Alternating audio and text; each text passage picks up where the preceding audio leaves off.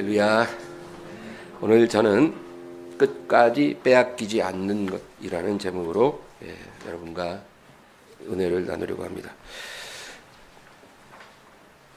어떤 사람이 교회에 처음 나오면 제일 먼저 배우는 게 있습니다. 그게 뭘까요?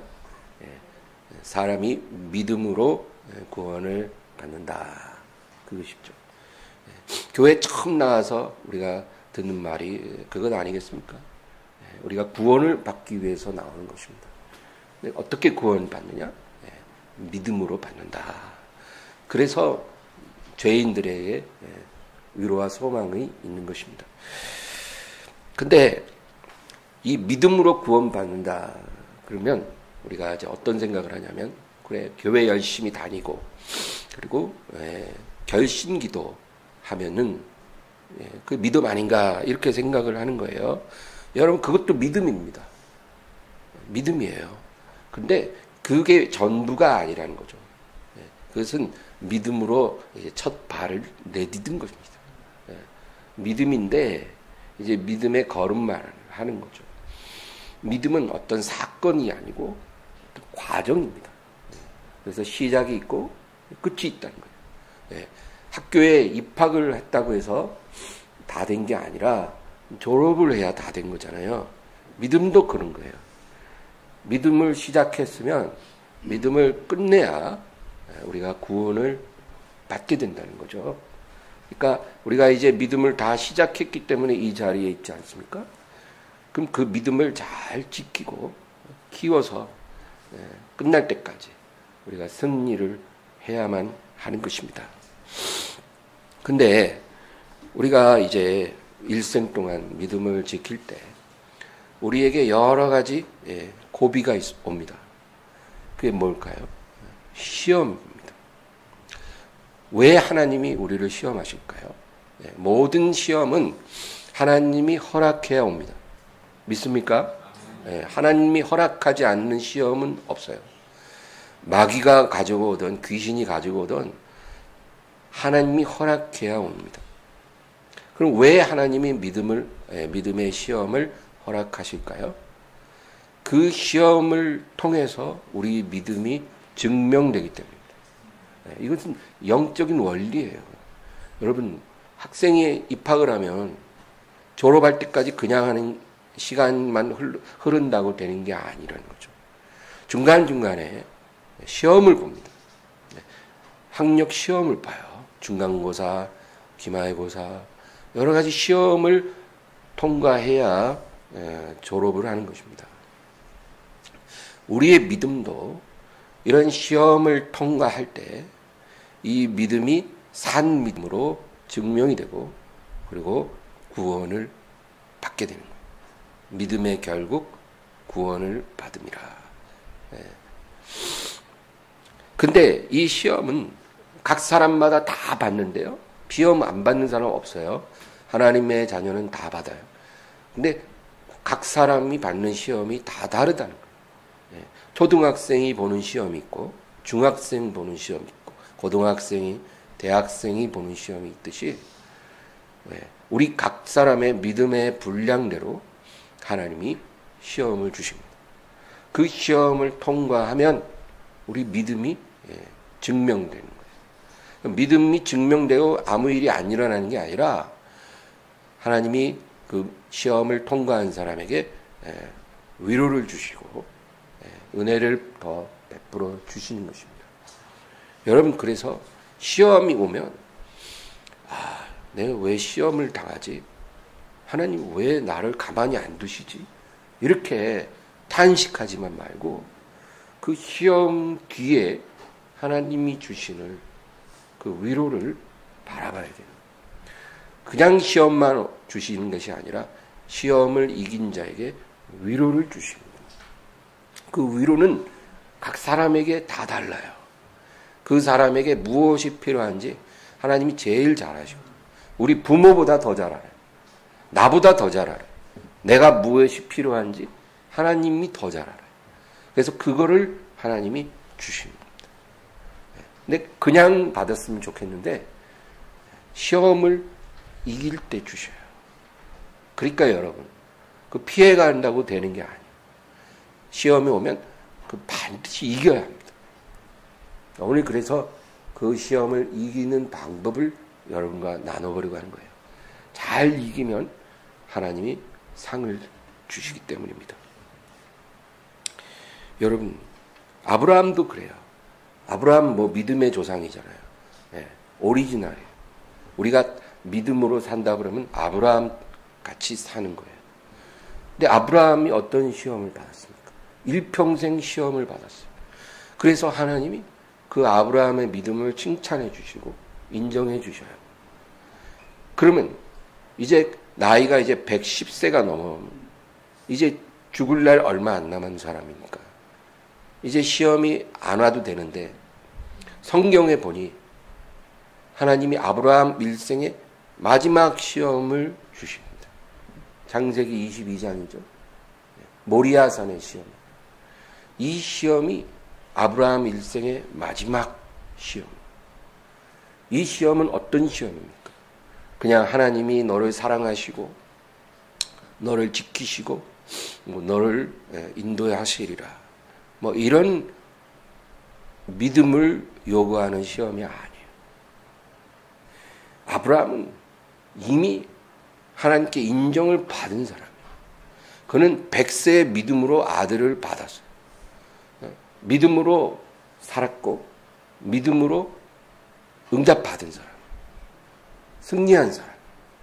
그런데도 불구하고 하나님이 아브라함에게 마지막으로 시험을 주십니다. 그게 무슨 시험이에요? 경외하는 시험. 그래서 이 시험을 통과했어요. 그러니까 하나님이 아브라함에 뭐라 그래요? 내가 이제야 네가 나를 경외하는 줄을 아노라. 그동안 수없이 순종했거든요.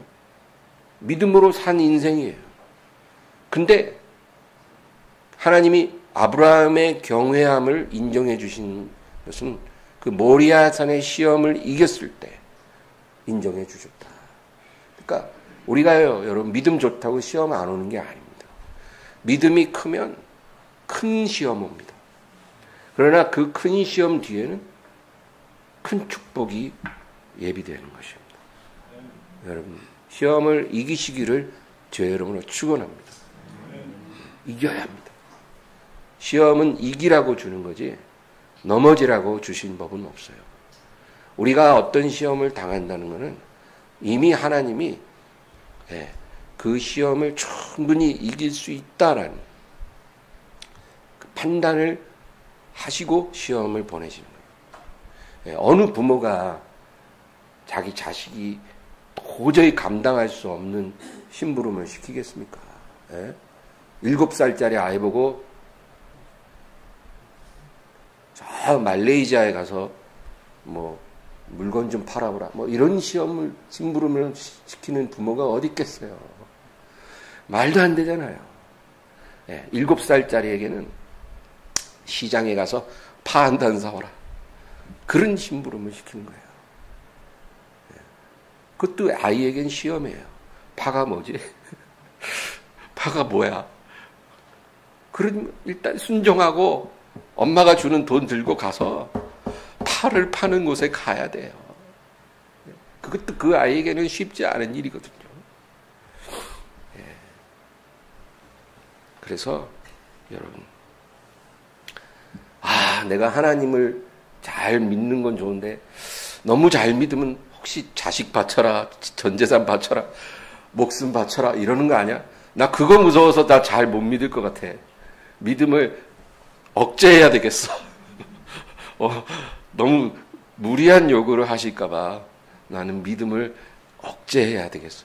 이런 걱정은 하지 마세요. 여러분, 하나님은 다 알아서 능히 감당할 시험만 주시는 것입니다. 고린도전서 10장 13절 읽겠습니다. 사람이 감당할 시험 밖에는 너희가 당한 것이 없나니 오직 하나님은 미쁘사 너희가 감당하지 못할 시험 당함을 허락하지 아니하시고 시험 당할 즈음에 또한 피할 길을 내사 너희로 능히 감당하게 하시느니라. 이 말씀을 믿으시기 바랍니다. 감당할 시험에는 당하지 않게 하십니다.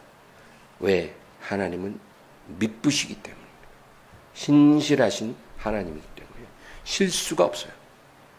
절대 실수가 없고 착오도 없고 판단 미스도 없고 신실하신 하나님이십니다. 여러분, 근데 이 시험이 올 때 누굴 통해 옵니까? 시험하는 자가 시험을 가지고 옵니다. 하나님이 친히 시험하는 게 아니에요.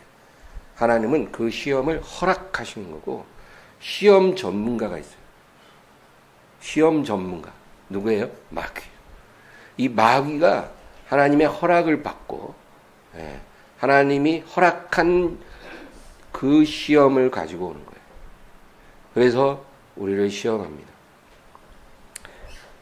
우리가 이 시험하는 자를 알지 못하면 우리가 시험을 이기기가 어려워요, 여러분. 우리 일생에 시험이 있고 시험하는 자가 수시로 그 시험을 가지고 옵니다. 근데 이 마귀가 우리에게 와서 시험을 하고 빼앗고 싶은 게 있어요. 뭐예요? 믿음이에요. 마귀가 원하는 건 믿음을 원하지 다른 건 원하지도 않아요. 여러분, 우리는 뭘 그렇게 열심히 필사적으로 지킵니까? 내 명예, 그죠? 내 지위, 내가 누리는 행복, 내가 모은 재산, 이런 거 우리는 지키려고 애를 쓰잖아요. 그리고 누가 와서 빼앗아갈까 막 눈을 부라리며 살잖아요. 근데 마귀는 이런 거 뺏고 싶은 생각이 없어요. 마귀가 뺏고 싶은 거는 오직 우리가 갖고 있는 믿음이에요. 이 믿음을 빼앗으려고 다른 거를 빼앗아가는 거예요. 왜냐하면 그런 거 막 뺏어가면 우리가 믿음을 놓아버리거든요. 그럼 마귀가 성공한 거예요. 여러분, 하나님이 다른 거는 다 빼앗게 허락해요. 우리의 건강도 한시적으로 빼앗게 허락합니다. 우리의 재산, 우리의 명예, 우리가 누리는 행복, 심지어는 우리 자녀들도 마귀가 빼앗아 갈 수 있어요. 하나님이 허락하시고. 근데 하나님이 절대로 허락하지 않는 게 있어요. 두 가지예요. 뭘까요? 그럼 마귀가 아무리 요구해도 하나님 허락을 못해요. 하나는 우리 생명이에요. 생명은 하나님이 허락하지 않아요. 그래서 사람이 죽을 때는 하나님이 불러서 가는 거지 마귀가 함부로 못 뺏어요. 그러니까 죽을까 봐 너무 염려하지 마세요. 건강을 지키는 건 좋은데 죽음에 대한 두려움 때문에 건강 염려증이 걸리면 안 돼요. 담대하게 사시기 바랍니다. 그냥 앞에 생긴 거 그냥 드세요. 뭐 가려 썼지 말고 그냥 눈앞에 있으면 감사함으로 먹으세요.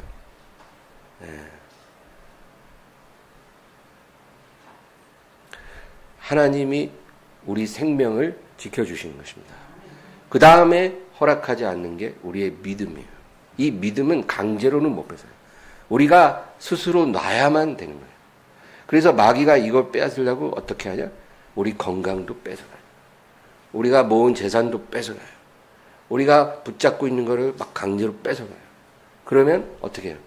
하나님을 원망하잖아요. 그리고 원망하면서 믿음을 놓아버리는 거예요. 그러면 마귀가 그 믿음을 뺏어가는 거예요. 우리가 놓을 때 뺏어가는 거예요. 우리가 안 놓으면 절대 손 못 대요. 마귀가 원하는 게 뭔지를 알아야 우리가 지키죠. 마귀는 믿음을 원하니까 믿음을 지켜야 돼요. 마귀는 우리 재산을 원하는 게 아닌데 막 재산 안 뺏기려고 그러면 안 돼요, 여러분. 제일 한심한 사람이 주일날 예배 안 드리고 딴 데 가는 거예요. 딴 교회 가는 건 괜찮아요. 뭐 상황상. 다른 곳에서 예배 드리는 건 있을 수 있지만 뭐 골프 치러 가고 그죠? 놀러 가고 하나님을 예배하지 않고 말이에요. 그러면 안 돼요. 돈 벌라고. 돈 더 벌겠다. 그건 어리석은 사람이에요. 마귀는 우리 믿음을 빼앗고 싶은데 얼마나 박수를 치겠어요. 예, 조금만 더 지나면 제 믿음 완전히 홀딱 다 뺏을 수 있겠다. 그렇게 생각하죠. 여러분, 그 백상아리 있잖아요. 바다의 백상아리 얼마나 무서워요. 근데 이 백상아리의 천적이 범고래예요. 범고래 아시죠? 그 검은 무늬, 흰 무늬 이렇게 그 범고래가 백상아리를 잡아먹어요. 근데 통째로 씹어먹는 게 아니고 그 간만 그렇게 빼먹는데요. 상어 간이 그렇게 좋은 거를 이 짐승들도 아는 거예요. 그래서 이 백상아리가 이게 죽어 있으면 다른 데는 멀쩡한데 간만 쏙 파먹은 거예요. 누가? 범고래가. 예. 그러니까 이 범고래는 백상아리를 죽이고 싶어서 죽이는 게 아니고 그 간을 먹으려니까 어쩔 수 없이 죽이는 거예요. 마귀도 마찬가지예요. 우리 믿음을 빼앗으려니까 어쩔 수 없이 병도 보내고 재앙을 보내고 뭐 여러 가지 문제를 보내는 거예요. 그 목적이 뭐예요? 우리의 믿음을 쏙 빼먹고 싶으니까 그렇게 하는 거예요. 그거 알아야 돼요. 하나님 자녀들은. 마귀가 뭘 원하는지. 그러니까 다른 건 다 뺏겨도 네가 내 재산 다 가져갔어? 그래도 어림도 없어. 난 믿음 지킬 거야. 할렐루야. 이렇게 돼야 되는 거예요. 그러면 그 사람 다시 일어섭니다. 네가 내 건강 가져갔어? 걷지도 못할 만큼 나를 힘들게 해? 그래도 어림도 없지. 난 내 믿음 지킬 거야. 하나님 섬길 거야. 예배할 거야. 기도할 거야. 이러면 다시 건강 돌아옵니다. 소용이 없으니까 계속 갖고 있을 필요가 없는 거예요. 하나님이 야 봤지? 네가 건강으로 쳐도 안 되는 거 봤지? 다시 돌려줘. 그럼 다시 돌아오는 거예요. 예. 그러니까 여러분 다 잃어도 하나님을 믿는 믿음을 잃어버리지 않아야 하는 것입니다.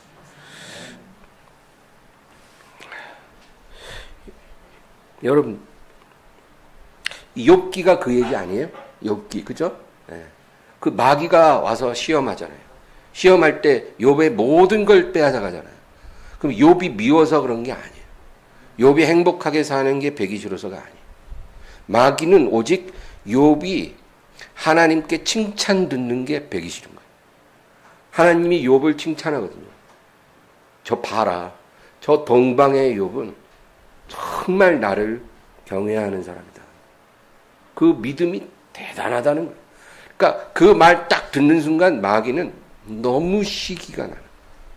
그러니까 여러분 시기 질투는 마귀의 성품이에요. 예. 그거 기도해서 물리쳐야 합니다.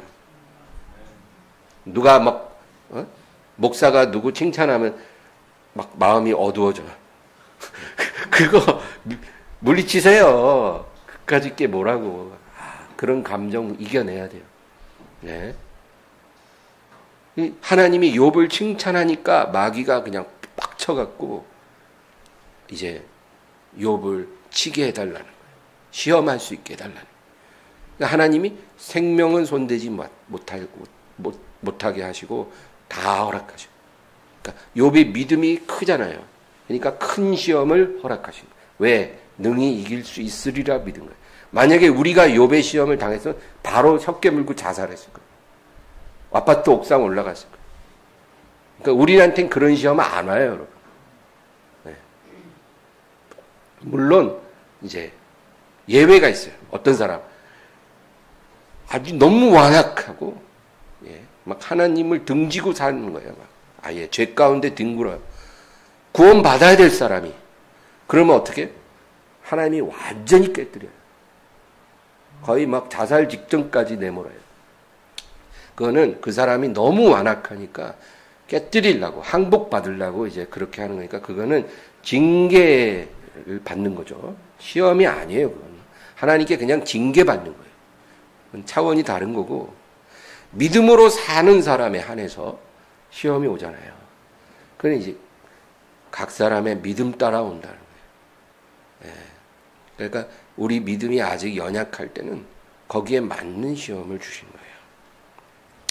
그래서 이 욥이 어떻게 돼요? 시험을 다 이기잖아요. 우리 욥기를 한번 찾아볼까요? 욥기 1장 8절에서 12절입니다. 여호와께서 사탄에게 이르시되 네가 내 종 욥을 주의하여 보았느냐? 그와 같이 온전하고 정직하여 하나님을 경외하여 악에서 떠난 자는 세상에 없느니라. 사탄이 여호와께 대답하여 이르되 욥이 어찌 까닭 없이 하나님을 경외하리까? 주께서 그의 집과 그의 모든 소유물을 울타리로 두르심 때문이 아니니까. 주께서 그의 손으로 하는 바를 복되게 하사 그의 소유물이 땅에 넘치게 하셨음이니이다. 이제 주의 손을 펴서 그의 모든 소유물을 치소서. 그리하시면 틀림없이 주를 향하여 욕하지 않겠나이까. 여호와께서 사탄에게 이르시되 내가 그의 소유물을 다 내 손에 맡기노라. 다만 그의 몸에는 내 손을 대지 말지니라. 사탄이 곧 여호와 앞에서 물러가니라. 보세요. 성경이 우리에게 얼마나 친절하게 이런 우리가 알 수 없는 영적 세계를 보여줍니까? 참소하는 자가요, 하나님 앞에 우리를 참소하는 거예요. 저 사람이 저렇게 믿음을 갖고 있는 것은 다 이유가 있다는 거예요. 그러니까 하나님이 어떻게 해요? 그의 몸에는 손대지 말고 다른 건 다 허락하는 거예요. 진짜 이 무자비예요, 마귀는. 하나님이 허락만 하면 그냥 아주 뼈를 발라요, 뼈를 발라. 자비가 없어요. 마치 그 무자비한 그 갬블러 같아요. 호구가 하나 딱 도박판에 들어오면 아예 그냥 빨가벗겨버려요. 한 푼도 없이 알거지로 만들어버려요. 마귀가 그래요, 마귀가. 허락을 안 해주셔서 못하는 거예요. 얼마나 우리가 하나님의 은혜 가운데 사는지 몰라요, 여러분. 하나님이 우리를 보호해 주시지 않으면 우리의 원수는 우리보다 1000만 배 강한 자예요. 우리는 지켜낼 수 없어요. 그래서 허락하심을 받고 이렇게 몸에만 손을 못 댔지 다른 건 다 손을 댔어요. 그 다음 또 2장 3절에서 7절 읽겠습니다. 여호와께서 사탄에게 이르시되 내가 내 종 욥을 주의하여 보았느냐? 그와 같이 온전하고 정직하여 하나님을 경외하며 악에서 떠난 자가 세상에 없느니라. 내가 나를 충동하여 까닭 없이 그를 치게 하였어도 그가 여전히 자기의 온전함을 굳게 지켰느니라. 사탄이 여호와께 대답하여 이르되 가죽으로 가죽을 바꾸니 사람이 그의 모든 소유물로 자기의 생명을 바꿀지라. 이제 주의 손을 펴서 그의 뼈와 살을 치소서. 그리하 하시면 틀림없이 주를 향하여 욕하지 않겠나이까. 여호와께서 사탄에게 이르시되 내가 그를 네 손에 맡기노라. 다만 그의 생명은 해하지 말지니라. 사탄이 이에 여호와 앞에서 물러가서 욥을 쳐서 그의 발바닥에서 정수리까지 종기가 나게 한지라. 이제 사탄이 한 번에 안 물러가요. 처음에는 그의 재산과 자녀들을 쳤잖아요. 근데 믿음을 지키는 거예요. 그러니까 또 하나님께 옵니다. 하나님, 저 욥의 몸을 치기 전에는 결과를 볼 수 없을 것입니다. 그러니까 내가 몸도 손대게 해주세요. 하나님께 사탄이 요구하는 거예요. 그러니까 하나님 뭐라 그래요? 그럼 내가 그의 몸도 너의 손에 맡기지만 생명은 해할 수 없느니라. 이러죠. 그러니까 생명만 못 뺐지 온 몸 어떻게 해요? 무자비한 놈이잖아요. 정수리에서 발바닥까지 완전히 종기가 나서 너무 고통스러워 잘 수도 없고 먹을 수도 없게 만들어. 깨진 기왓장으로 몸을 긁어 피가 나도 아픈 줄을 몰라요. 그런 상황이 오는 거예요. 여러분 이런 배경을 모르고 내 삶에 그런 일이 생기면 아마 우리는 다 믿음을 버렸을 거예요. 하나님을 원망했을 거예요. 근데 욥은 그럼에도 하나님을 원망하지 않았다. 욥이 스스로 믿음을 버리게 만들었는데 버리지를 않은 거예요. 여러분, 오늘 설교가 우리가 뭐예요? 우리가 빼앗기면 안 되는 거잖아요. 그게 믿음이에요.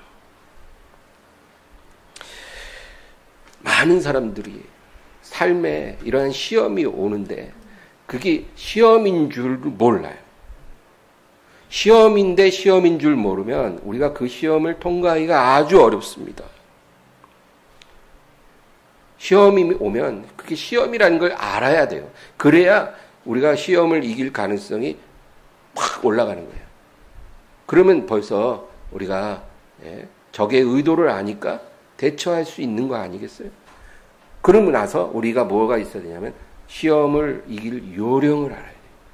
시험을 이길 때 이기고 싶다고 이길 수 있는 게 아니라 방법을 알아야, 이기는 방법을 알아야 이기는 거예요. 예, 프로야구 감독들, 프로축구팀 감독들이 뭐 하는 말도 있잖아요. 예, 이 팀은 승리하는 법을 아는 팀이다. 뭐 이런 식이에요. 예, 그게 무슨 의미일까요? 예, 승리를 다 하고 싶죠. 근데 승리할 줄 아는 팀이 승리한다는 거예요. 실력이 엇비슷해요. 근데 결국 이기는 팀을 보면 예, 승리하는 DNA를 갖고 있다는 거예요. 승리하는 법을 안다는 거예요. 그것처럼 영적 세계도 마찬가지예요. 우리가 영적 이 시험을 이기려면 이기는 방법을 또한 알아야 된다는 거죠. 일타 강사들 있잖아요. 일타 강사들이 맨날 하는 말이 요령을 알아야 된다는 거예요. 들이딱 공부만 판다고 수능 잘 나가는 게 아니라 요령이 있어요. 내가 그 요령 가르쳐 줄 테니까 돈을 내라는 거예요. 그럼 그 요령이 뭐예요? 암기하는 요령, 문제 푸는 요령, 뭐 이런 거예요. 예, 예. 다 공부하면 안 되니까 내가 찝어주는 거 그것만 잘 암기하고 그 문제를 잘 풀어야 된다는 거예요. 예. 영적인 시험도 마찬가지예요. 시험이 오면 시험인 줄 알아야 되고요. 그 시험을 이기는 방법을 우리가 알아야만 이길 수가 있다. 그래서 에베소서 6장에 이 중요한 말씀이 나와요. 14절에서 17절입니다. 그런즉 서서 진리로 너희 허리띠를 띠고 의의 호심경을 붙이고 평안의 복음이 준비한 것으로 신을 신고 모든 것 위에 믿음의 방패를 가지고 이로써 능히 악한 자의 모든 불화살을 소멸하고 구원의 투구와 성령의 검 곧 하나님의 말씀을 가지라. 예. 여러분, 여기서 우리가 이 믿음의 시험을 이기는 6가지 중요한 방법을 말해주는 거예요. 6가지 중요한 방법이 있다는 거예요. 이거 우리가 알아야 되는 거예요. 이거 우리가 사용하는 법을 알아야 한다. 그 6가지가 뭘까요? 한 화면에 보이세요? 믿음의 시험을 이기기 위한 6가지 요소. 우리 다 같이 읽습니다. 진리, 의, 복음, 믿음, 구원, 성령. 이 6가지가 무엇인지 우리가 알고 이것을 우리가 사용할 수 있어요. 이 믿음의 시험이 올 때 이긴다. 첫째는 진리의 허리띠를 띠라 이것입니다. 여러분, 이 순서에 주목해야 돼요.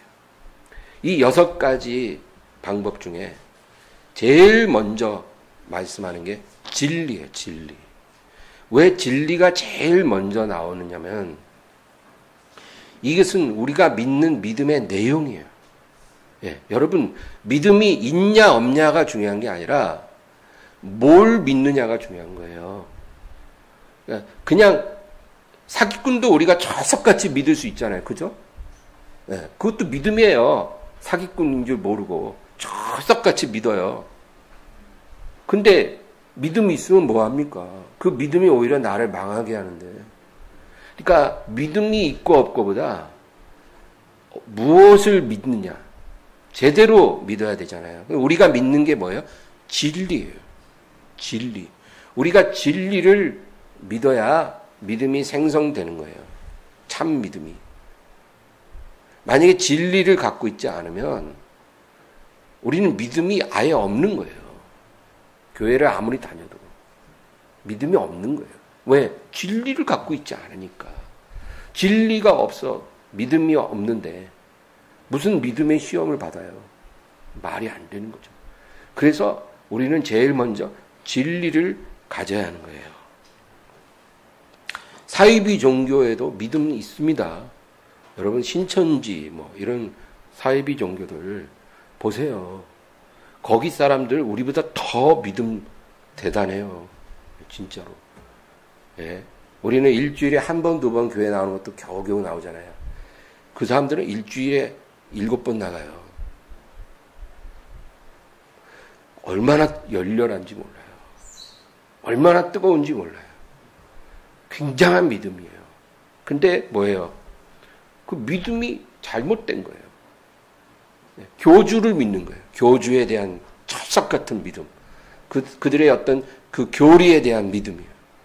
그들이 진리를 갖고 있지 않기 때문에 그들은 절대로 자기 믿음으로 구원을 못 받는 거예요. 그러니까 우리는 진리를 가지는 사람이 돼야 되는 것입니다.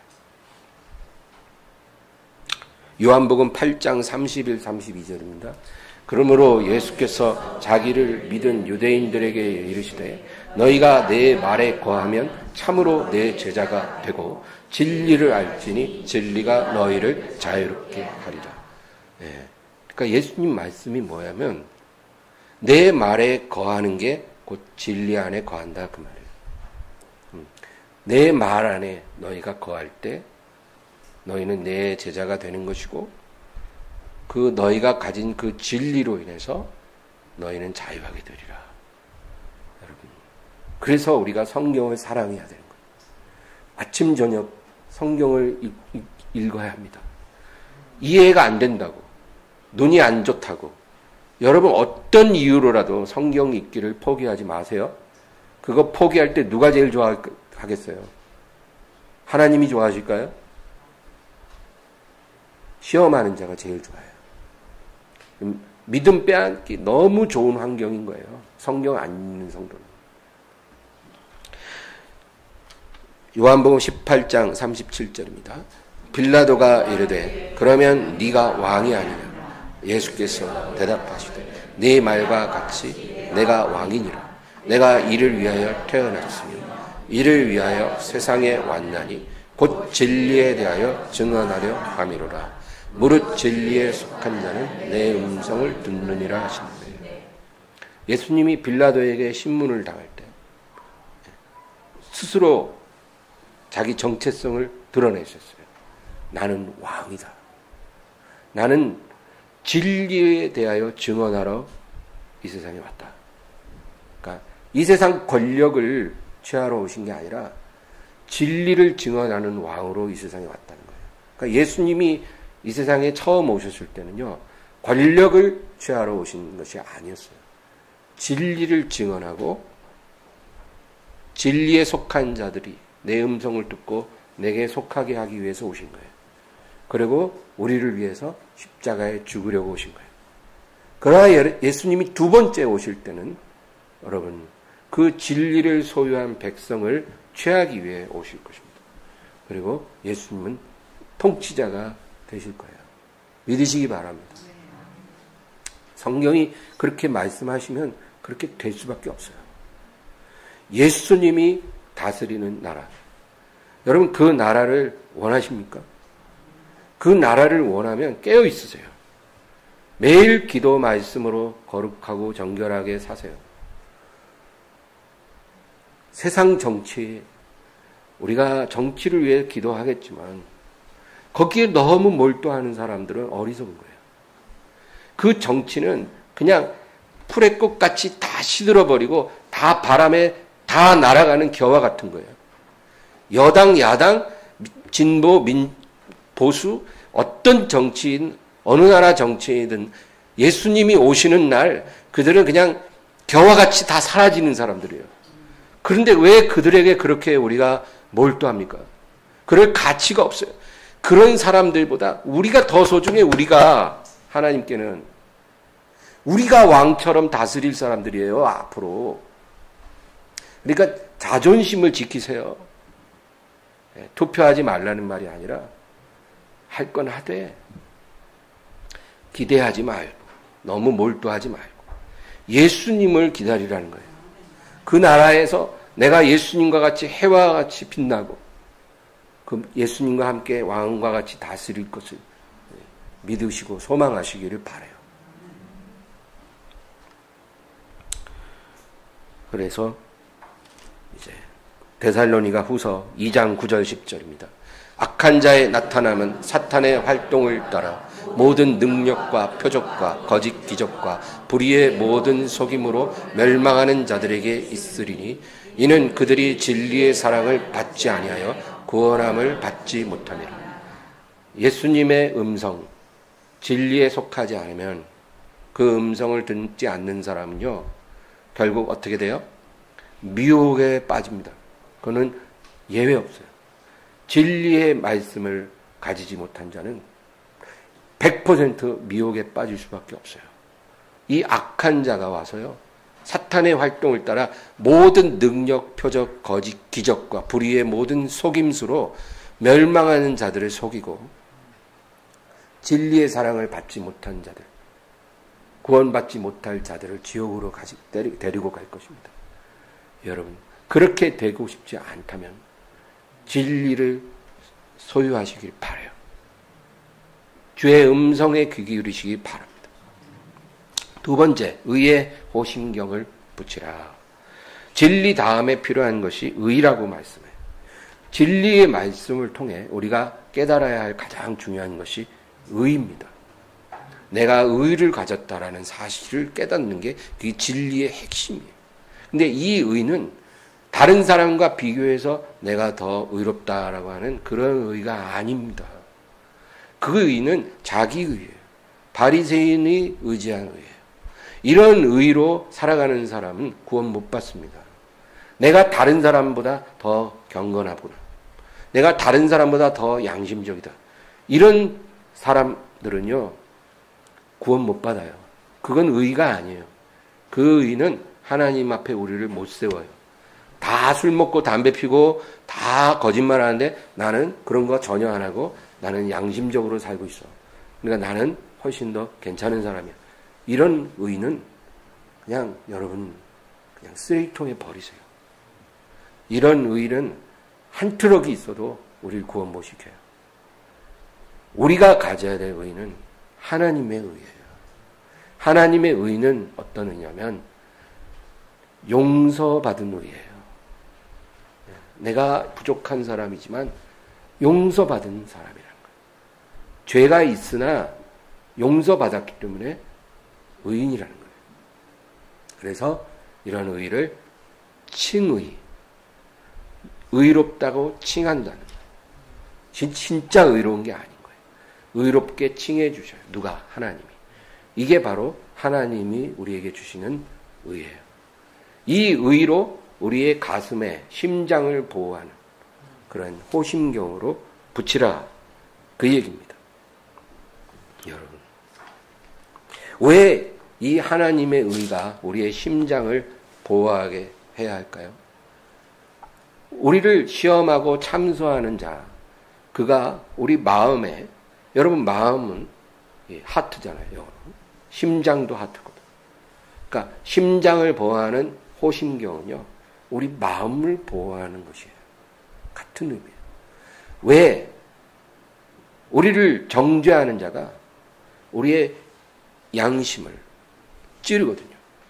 우리의 마음을 공격합니다. 너가 구원받을 자격이 있냐? 네가 하나님의 은혜를 받고 사랑을 받고 살아갈 자격이 있냐? 너는 그런 놈 아니잖아. 우리가 과거에 저지른 실수, 우리가 엊그제 어떤 연약해서 지은 죄, 이런 걸 가지고 우리를 찌른다는 거예요. 양심을. 우리가 거기에 탁 찔리면 넘어집니다. 맞아. 나 같은 놈이 뭐 구원받겠다고, 나 같은 놈이 무슨 하나님의 사랑을 받겠다고 교회를 가나, 오늘 교회 가지 말아야지, 이러는 거예요. 그러니까 그렇게 찌를 때 그거를 보호하기 위해서 호심경을 가슴에 탁 살아. 그 얘기입니다. 로마서 8장 33, 34절입니다. 누가 능히 하나님께서 택하신 자들을 고발하리요. 의롭다 하시는 이는 하나님이시니 누가 정죄하리요. 죽으실 뿐 아니라 다시 살아나신 이는 그리스도 예수시니 그는 하나님 우편에 계신 자요 우리를 위하여 간구하시는 자십니다. 너무나 완벽한 복음이에요. 누가 능히 하나님이 택하시고 의롭다 하신 이들을 정죄하리요. 정죄할 자 없다는 거예요. 어떤 누구도 하나님이 택하시고 용서하신 사람을 정죄할 수 없다는 거예요. 여러분, 이것이 바로 하나님의 의를 받아들인 믿음이에요. 이것으로 우리의 심장을 보호하라. 갈라디아서 2장 16절도 있겠습니다. 사람이 의롭게 되는 것은 율법의 행위로 말미암음이 아니요 오직 예수 그리스도를 믿음으로 말미암는 줄 아므로 우리도 그리스도 예수를 믿나니 이는 우리가 율법의 행위로서가 아니고 그리스도를 믿음으로써 의롭다 하심을 얻으려 함이라. 율법의 행위로서는 의롭다 함을 얻을 육체가 없느니라. 아멘. 그러니까 여러분, 우리 하나님의 백성은요, 절대로 남보다 상대적으로 내가 우월하다든지 내가 열등하다든지 이런 생각을 아예 버리세요. 그런 생각 자체가 비복음적이에요. 그런 생각에 사로잡히면 우리는 의의 흉배가 제거된 상태예요. 넘어집니다. 우리는 쓰러지게 되어 있습니다. 그러니까 절대로 다른 사람과 비교하는 그런 의가 아니라 하나님이 예수 그리스도를 통해서 나를 용서해 주신 그 의를 힘입어 나아가기를 바랍니다. 그 다음 세 번째, 평안의 복음으로 신을 신으라. 왜 평안의 복음이라고 말씀할까요? 여러분, 이 평안, 또 평화, 화평, 화목 이런 여러 단어가 우리 성경에 있으나 다 한 가지로 피스예요. 피스. 그러니까 평화의 복음으로 신발 신으라. 왜 복음이 평화일까요? 죄인을 하나님과 화해시키니까 평화예요. 복음을 통해 우리가 하나님과 화해하는 거예요. 그러면 이 평화의 복음으로 신을 신으라는 말은 우리가 어디로 가든지 어느 곳에서든지 이 평화의 복음을 사람들에게 전하는 자가 되라는 거예요. 내가 이 복음을 통해 하나님과 화해한 것처럼 우리가 가는 곳마다 아직 하나님과 화해하지 않은 사람들이 지천으로 깔려 있잖아요. 그러니까 이 평화의 복음을 전하는 삶을 살아라는 거예요. 듣든지 안 듣든지 기회만 되면 이 평화의 복음을 전하는 삶을 살아라. 이러한 삶이 너를 믿음의 시험에서 승리하게 해주리라. 그 의미예요. 복음 전하는 자는요, 여러분 절대 믿음이 식어버린 일이 없어요. 사람들을 복음으로 화해시키기를 바랍니다. 여러분, 평화의 복음으로 하나님과 화해하지 않은 모든 사람은 지금 하나님과 전쟁 중이에요. 전쟁 중. 우리가 볼 때 아무리 훌륭한 사람도 복음으로 화해가 안 일어난 사람은 지금 전쟁 가운데 있는 거예요. 우리도 과거에 그렇게 살았어요. 하나님과 지금 전쟁 중인데 잘 될 수가 있습니까? 하나님을 힘입어 전쟁에 나가면 이기지만 하나님과 전쟁을 하고 있으면 그런 인생이 어떻게 잘 되겠어요? 망하는 겁니다. 잘 되는 것 같아도 결국 망하는 인생이에요.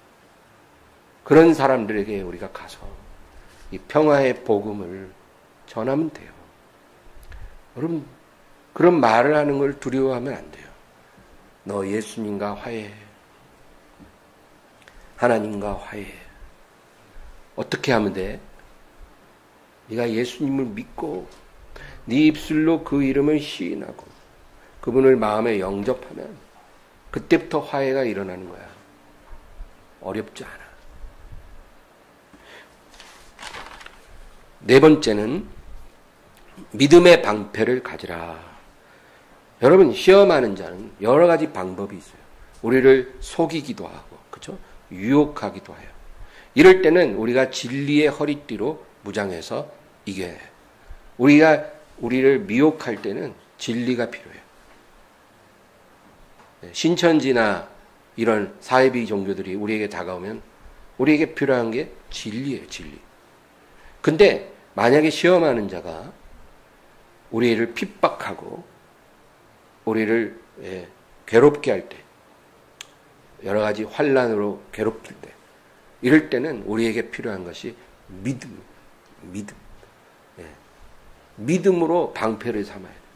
그래서 그 불화살을 다 막아내야 돼요. 환경으로 우리가 공격을 받을 때 믿음이 필요해요. 내 삶의 현실에 하나님이 안 보여요. 그때 우리에게 믿음이 필요한 거예요. 내 환경에서는 하나님이 안 계신 것 같은데, 그러나 믿음의 방패로 그런 의심을 쳐내는 거예요. 우리가 이런 믿음이 있을 때 우리는 시험을 이길 수가 있을 것입니다. 5번째, 구원의 투구를 쓰라. 여러분, 우리가 머리에 무엇을 쓸 때 그것은 우리의 정체성을 의미합니다. 그렇죠? 왕은 왕관을 머리에 딱 쓰고 앉아 있으면 이제 왕의 정체성을 나타내는 거예요. 그 왕관이 왕을 증명해 주죠. 군인은 머리에 투구를 딱 쓰고 있으면 그것이 그 사람의 정체성을 말해주는 거예요. 군인이라는 거죠. 근데 지금 하나님께서 우리에게 뭐라 그래요? 구원의 투구를 너희 머리에 쓰라는 거예요. 이 말은 우리 하나님의 자녀는 내가 구원받았다라는, 구원받은 자녀라는 이 정체성이 우리의 머리에 씌워져 있어야 하는 거예요. 이것이 우리를 시험에서 이기게 만들고 우리를 보호해 준다. 여러분, 내가 구원받았다라는 확신이 없으면 어떻게 시험을 이기겠냐고요. 내가 하나님의 사랑받고 있고 하나님의 그 능력의 손이 영원토록 나와 함께 하신다는 것을 믿지 않는데 시험을 어떻게 이겨내겠냐고요. 그러니까 내가 구원받았다라는 확신은 너무나 중요합니다.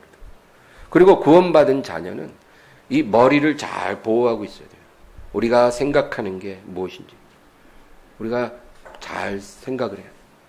생각하는 것이 중요하고 눈으로 보고 귀로 듣고 우리가 말하고 다 머리에 있는 거잖아요. 이런 것이 구원받은 자녀에게 합당하게 되어져야 하는 거예요. 이것이 시험을 이기는 5번째 방법이다. 마지막 6번째 뭐예요? 성령의 검, 곧 하나님의 말씀을 가지라. 이 마지막 6번째는 몸에 착용하는 장비가 아니고 우리의 손에 드는 무기입니다. 무기. 군인이 장비도 있어야 되지만 제일 중요한 게 무기잖아요. 무장을 해야 돼요. 무장을. 그래야 적을 대적할 수 있죠.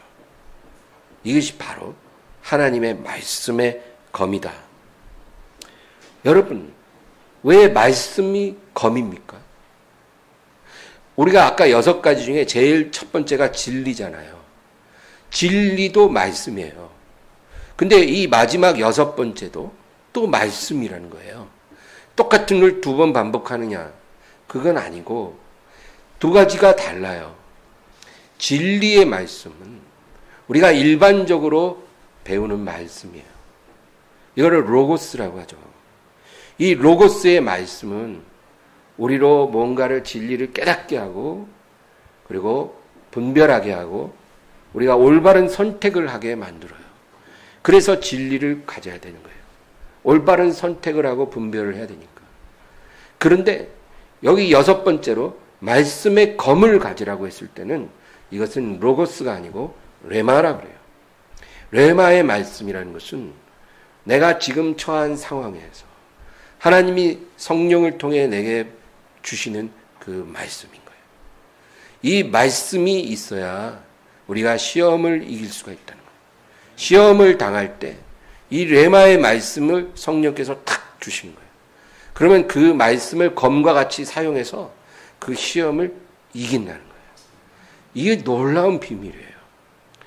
우리가 시험을 당할 때, 시험하는 자가 우리에게 다가올 때 다른 방법으로는 이 시험이 물러가지가 않는데 성령이 내게 주시는 레마의 말씀을 검으로 사용하면 이 시험이 사라지는 거예요. 이건 놀라운 신비예요. 왜 이런 일이 일어나는지 우리는 몰라요. 이거는 영적인 세계의 원칙이에요. 하나님이 이 무기를 쓰라는 거예요. 네가 이 무기를 쓰는 법을 배우기 전에 너는 시험을 이길 수 없고 너를 시험하는 자를 격퇴할 수 없다는 거예요. 이 무기를 사용해. 저는 컴퓨터 게임을 한 번도 안 해봤지만 제가 아는 건 그거예요. 뭐 게임 좋아하는 사람들은 막 무기를 산대요. 무기를 사요. 그래서 상대방이 강할수록 강력한 무기를 사서 그걸 써야 이길 수 있다는 거예요. 그게 아주 영적 원리예요. 영적 세계도 똑같아요. 우리에게 다가오는 시험하는 자가 있을 때 그 시험이 셀수록 우리에도 강력한 말씀의 검이 주어져야 하는 거예요. 여러분, 우리가 평상시에 진리 안에서 살면 성령께서 이 말씀의 검을 우리에게 주실 수가 있습니다. 이 말씀의 검으로 시험도 이기고 마귀를 격퇴할 수가 있다는 거죠. 예수님이 광야에서 시험 받을 때 3번 다 신명기 말씀을 인용해서 마귀를 물리쳤어요. 예수님도 그렇게 하셨다는 거예요. 누가 그렇게 도와주셨을까요? 성령께서 예수님에게 이 신명기 구절을 레마로 주신 거예요. 예수님이 행하신 그 방법은 우리가 배워서 따라가야 될 그 방법이에요. 완전한 사람으로 오셨기 때문에 완전한 사람이 시험을 당할 때 어떻게 해야 되는지 예수님이 보여주신 거예요. 요단강에서 성령님이 오셨잖아요. 그리고 바로 시험을 당할 때 성령이 주시는 레마의 말씀, 신명기 구절로 이 시험을 이기신 거예요. 우리도 이 말씀의 검을 사모해야 됩니다. 말씀의 검을 받아서 그것을 기도할 때 선포하고 성령으로 기도하고 그러면 이 시험은 금방 이길 수가 있습니다. 이렇게 이기라고 하나님이 말씀하시는 거예요. 여러분, 오늘 우리가 욥기 본문을 읽었잖아요. 이 욥은 너무나 극심한 시험 속에 하나님을 만날 수가 없었어요. 너무 시험이 극심하면 하나님을 느낄 수도 없고 볼 수도 없어요. 그때 이 시험하는 자가 욥이 가진 모든 걸 다 빼앗아갔지만 욥의 믿음도 빼앗기를 못했어요. 욥이 그거를 놓지 않았습니다. 심지어는 마귀가 욥의 아내까지 동원해요. 여러분, 시험이 극심하면 우리 믿음을 빼앗기 위해 가장 가까운 사람도 사용합니다. 이거 조심하세요. 욥기 2장 9절 10절입니다. 그의 아내가 그에게 이르되 당신이 그래도 자기의 온전함을 굳게 지키느냐 하나님을 욕하고 죽으라. 그가 이르되 그대의 말이 한 어리석은 여자의 말 같도다. 우리가 하나님께 복을 받았음 즉 화도 받지 아니하겠느냐 하고 이 모든 일에 욥이 입술로 범죄하지 아니하냐. 할렐루야. 이 마지막 위기도 넘어갔어요. 그리고 욥은 승리했습니다. 욥이 이렇게 고백을 해요. 23장 8절에서 10절입니다. 그런데 내가 앞으로 가도 그가 아니 계시고 뒤로 가도 보이지 아니하며 그가 왼쪽에서 일하시나 내가 만날 수 없고 그가 오른쪽으로 돌이키시나 배울 수 없구나. 그러나 내가 가는 길을 그가 아시나니 그가 나를 단련하신 후에는 내가 순금같이 되어 나으리라. 지금 내 삶의 현실은 정말 너무나 힘들고 내가 하나님을 만나고 싶어도 만날 수 없고 앞으로 가도 뒤로 가도 좌로 가도 우로 가도 하나님을 배울 수 없고 하나님의 은혜도 하나님의 사랑도 능력도 내가 볼 수 없지만 그러나 하나님이 나의 길을 알고 계시다. 이런 믿음이 있는 거예요. 내가 가는 이 길을 하나님이 주목하고 계신다는 거예요. 내가 하나님을 지금 상황에서 만날 수가 없을 뿐이지, 내 환경 속에 하나님을 발견할 수가 없을 뿐이지, 내가 가는 이 길을 하나님이 알고 계시고, 나의 연단이 다 끝날 때 나의 영혼은 순금같이 나올 것이다. 이것을 욥이 믿고 있는 거예요. 이 연단의 끝이 있고 이 연단이 끝나는 그날, 그때까지 내가 믿음을 지킨다면 나는 정금과 같이 나는 나오게 될 것이다. 그 이어서 11절에서 14절 읽겠습니다. 내 발이 그의 걸음을 바로 따랐으며 내가 그의 길을 지켜 치우치지 아니하였고 내가 그의 입술의 명령을 어기지 아니하고 정한 음식보다 그의 입의 말씀을 귀히 여겼도다. 그는 뜻이 일정하시니 누가 능히 돌이키랴. 그의 마음에 하고자 하시는 것이면 그것을 행하시나니 그런즉 내게 작정하신 것을 이루실 것이라. 이런 일이 그에게 많이 있느니라. 아멘. 너무나 놀라운 고백이에요. 하나님께서 내게 작정하신 모든 것을 이루실 것이다. 그걸 믿은 거예요. 아무것도 없어. 깨진 기와장으로 몸을 긁으면서도 이런 고백을 할 수 있다는, 너무나 대단하잖아요, 여러분. 그래서 이 성경을 통해 우리가 힘을 얻는 거예요. 내가 어떤 고난이 있어도 욥처럼 심하진 않잖아요. 욥이 이런 고백했다면 나도 못할까? 우리도 이런 고백을 할 수 있다는 것입니다. 어떤 시험에도 다 하나님의 완전한 계획 속에 있다는 거예요. 믿습니까? 하나님의 선하고 완전한 계획 속에 이 시험이 있기 때문에 내가 이 인내의 시간을 이기면 하나님이 모든 작정하신 것을 이루실 것이다. 야고보서 1장 12절 읽고 마칩니다. 시험을 참는 자는 복이 있나니 이는 사람을 내가 주께서 자기를 사랑하는 자들에게 약속하신 생명의 면류관을 얻을 것이기 때문이라. 아멘. 기도하겠습니다. 하나님 아버지, 감사드립니다. 아버지, 시험을 주실 때 우리가 잘 감당할 수 있게 하소서.